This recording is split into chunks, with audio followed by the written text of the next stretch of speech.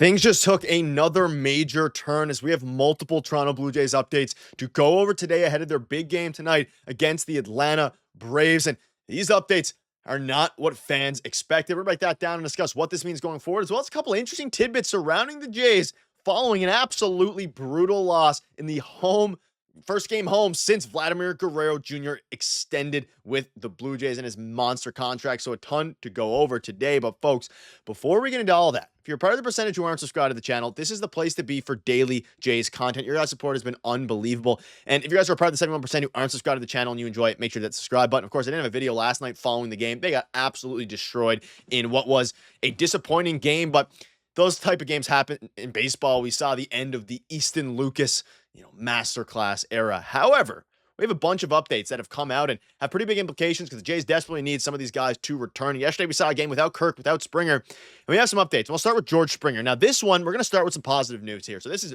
very positive and is exactly what you wanted to hear. George Springer, his wrist is day-to-day, probably the best case scenario after the way it looks Sunday. Do I wish I took him out after the first swing? Yeah. Thankfully, nothing worse has happened. Just some left wrist inflammation per John Schneider. So, as it pertains to George Springer, of course, he didn't play in yesterday's game. They're going to give him some rest. They also gave Alejandro Kirk some rest, which is fine because Tyler Heineman has turned into the best hitter on the team all of a sudden, this season. But regardless of that, George Springer, of course, we know John Schneider kept him out in the game a couple days ago, and then he, clearly hurt. He swung at a 98-mile-per-hour fastball up after being injured there, and he stayed in the game. John Schneider should have obviously took him out. It is what it is. Things like that happen, and of course, no harm, no foul, because he is just dealing with inflammation, and it seems, x-rays were negative, MRI was negative, so all signs there are very encouraging. And again, the club took x-rays while in Baltimore and an MRI now in Toronto, both clean. He'll take BP and see how he feels tomorrow, which is now today per John Schneider. So a bunch of updates there, very encouraging. The team without him, the offense is already they're still lacking home runs. We saw Miles Straw home run yesterday. We saw some hits from Ernie Clement, Tyler Heineman, all those guys, not really from Bo or Vladdy at all. No hits from them.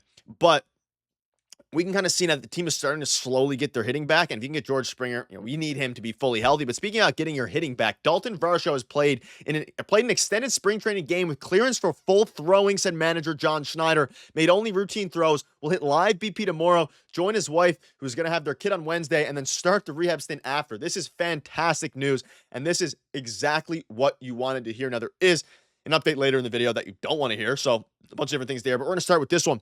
Surrounding Daulton Varsho, this is absolutely fantastic news. He hasn't had any setbacks. Of course, it's crazy to think that just a few weeks ago, he was playing, a month and a bit ago, he was playing in spring training games with the Toronto Blue Jays. He was hitting, he was doing perfectly fine, and then all of a sudden, they decided to be precautious because the arm wasn't healing. We know he can hit fine. It's just a matter of the throwing, and if he wants to come back, especially, being one of the best center fielders in the game, especially defensively, he needs to be, in order to be one of the best center fielders in the game, able to throw the ball. And he played an extended spring training game. He was full throwing. He only made routine plays. But regardless of that, you have Daulton Varsho now on the cusp of a return. Now, it's still probably a couple of weeks out, but he's hitting live BP today. He's going to be, of course, tomorrow he's going to be, having his son or daughter. So shout out to, them and congratulations to their family. But after that, he's going to have his rehab stint. We're 2 to 3 weeks out now of Daulton Varsho coming back officially. And this is a huge step. They mentioned in the broadcast yesterday that this was the biggest step in, of course, this is new news since the game. But again, this is huge, news ultimately. And they said in the broadcast, it's fantastic news. But also, surrounding Daulton Varsho, he played, just some more details on it, he played 6 innings in the extended game, didn't have to make any long throws, but normal throws into the infield, felt really good. He felt really good, which is exactly what not only you want to hear, it's what you need to hear at this point for Daulton Varsho, because they desperately need him back. And it's crazy to say he's a league average hitter. He adds some power. He adds some depth to this lineup. You have Kirk, Springer, Varsho. Then you're looking at a lineup of, Bo, Vladdy, Santander. Sure, you throw Jimenez in there. Then you have Varsho. You have Springer. You have Kirk. That's 7 hitters. You have Miles Straw has been on fire. You throw out Alan Roden, whoever you want to throw in there. And they've been very good. Now, Alan Roden struggled a little bit. Hopefully he'll get over the initial rookie slump. But regardless, Daulton Varsho is on the way back, and that is absolutely massive for the Toronto Blue Jays, especially given the fact that, they have been struggling offensively. They have Keegan Matheson here before getting to Max Scherzer. They're throwing formal rehab games, which is significant news, and of course, they have their kid coming. So significant news from Keegan Matheson there. Shout out to all of them reporting it. And of course, it's going to be interesting. Shout out to Daulton Varsho, who's hopefully going to come and help this team a lot. But let's dive into some of the news now that is unfortunate. Now, Max Scherzer is still feeling soreness after throwing recently, John Schneider says, and he's going to visit with a doctor in the coming days. Now, this is absolutely not the news you wanted to hear. And the problem is this thumb, every time you start to hear some positive news, and we heard a couple days ago, I covered it, things just take a turn again, and they take a turn for the worst in this case, because we're at a point now where not only are you talking about an injury that we know he was dealing with back in spring training. I was at his only start as a Blue Jay in the 3 innings he pitched. He looked very good, but regardless of that, he's been dealing with the injury since then. The injury is not going to get any better here until they figure out a way to fix it, and that just might not be the case. Now, I'm seeing a lot of people on Twitter saying this, he might never play again, all these different things. Following the brutal Easton Lucas start yesterday, makes things a little bit more scary, because when Easton Lucas was rolling, he hadn't given up an earned run heading into yesterday's game. Of course, he gives up 8 earned runs in yesterday's game. Heading into that game, Easton Lucas was rolling, so it didn't really matter how good or bad the team was playing, in his start, or it didn't matter how quickly, Max Scherzer's recovering and healing. But now he's still feeling soreness. Easton Lucas isn't looking fantastic, albeit it was only one game, one of his 3 starts. But he's still visiting with a doctor in the coming days, and they're not getting any more clarity on this. And I think he's out still for the foreseeable future here, whether that is, of course, going to be 1 week, 2 more weeks. Like, it's going to be weeks at this point, not days. And the Jays need to just find a way to tread water with this, because the 3rd starter spot, technically the 5th, but the 3rd started off as the 3rd. You have Alek Manoah coming back in August. Ricky Tiedemann might try to get into play. Jake Bloss out there, if he has a good, few reps at AAA. Like, there's a lot of reinforcements that technically they could have. Alek Manoah being the clearest answer, but that is August. That is months and months away. And they need Max Scherzer, or they need someone. Hopefully Max Scherzer can figure it out soon. They are paying him $10 million. So it's going to be interesting there. Let me know down below what your thoughts are on that, but not the update you wanted to hear. And of course, the lack of clarity continues to be a major concern now for not only this team, but their pitching staff and the front office as well. So very interesting there. And again, as you look at the rest of this week's schedule, of course, they lost against the Braves and the Orioles. The screenshot didn't have it updated, but regardless of that, they lost against, of course, yesterday against the Braves and the day before against the Orioles.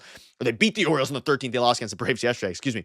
But regardless of that, you have the rest of the series against the Braves, and then you have a day off. Now, that day off is going to do them wonders, but the rest of this month is absolutely brutal. And as you start to kind of shape out the Daulton Varsho timeline here, you need him back as soon as possible. Like, probably the target goal will be the end of the month. It might be earlier, maybe the Astros series, maybe the Yankees series.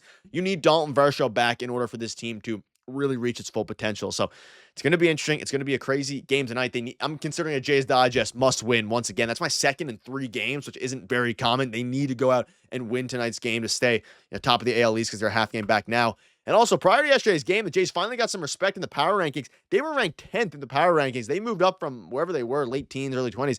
They moved up to 10. And this was before getting absolutely pumped by the Braves yesterday. So they're probably back down now for next week's rankings. But to start off the week, they were number 10 in the top 10, with, of course, the Yankees ahead of them, which I think is valid for now. But the Jays are having a horrible schedule, or it's a terrible schedule, and they're surfacing around 500. You get out of April around 500, you'll be in good shape for the rest of the year. But ladies and gentlemen, that'll wrap it up. Let me know down below what your thoughts are on this. Things are getting interesting. Things are getting not only interesting, but a little bit dicey as it pertains to, of course, just the way that these games are going to, shake out, because you have Vladimir Guerrero Jr. Shout out to him. He obviously had the big extension. You have some of these games now that are starting to get a little bit scary with the starting pitching, because the Jays didn't have to luckily use a ton of their bullpen, Yara Rodriguez and Easton Lucas, but hopefully they come out tonight, get the job done. You have reinforcements on the way. George Springer hopefully will be back later today. We should have a video following the game tonight as well. And as we inch closer and closer to the end of the month, continue to stay above ground, hover, kind of just bounce around 500, a few games above, try to stay atop of the AL East, because it's a pretty weak division this year, at least so far, very early. And hopefully George Springer will get back soon. And shout out to all the reporters there for the updates, including Keegan Madison. That'll wrap it up. Let me know what thoughts are. Cheers.